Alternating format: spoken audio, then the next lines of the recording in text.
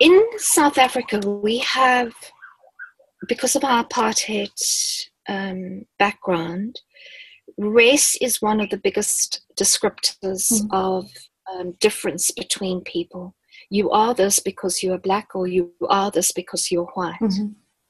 And part of working with the developmental framework is around, actually, we are at developmental stages, and when you're at developmental stages, it's because you're at a stage of development. It's not because you're a color of the skin or speaking a certain language or from a certain culture that you operate that. So, of course, we can't take the developmental process out of the context and the culture that you're in. They all have impact.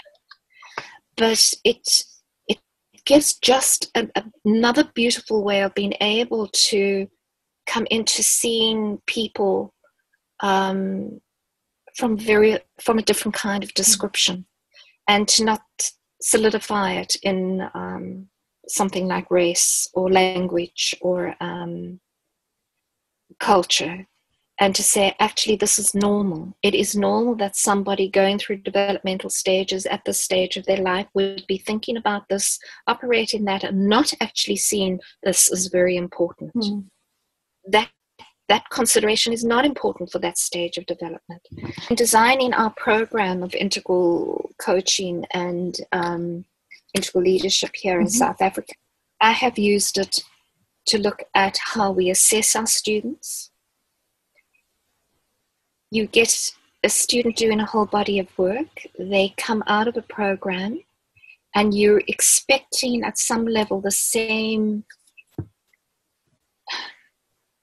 You're expecting, in the old traditional way, a kind of benchmark.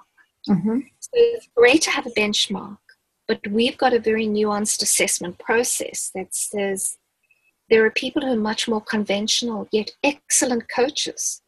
But what are we expecting from them as part of the assessment, because they're in that conventional frame still, versus people who might be entering the post-conventional? What can we expect from them as students being assessed at that level?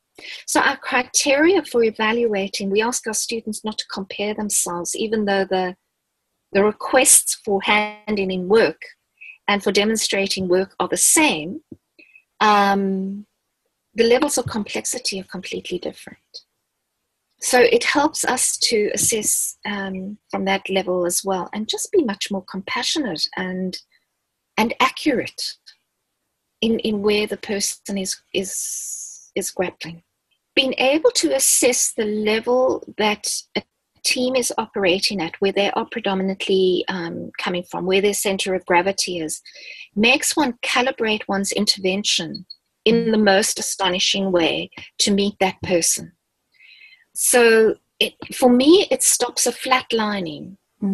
To have this vertical capacity to see your clients, or to see the world, or to make sense of the world, in addition to a horizontal capacity where you can see what they know right now in their world, it just makes one's interventions just so much more precise.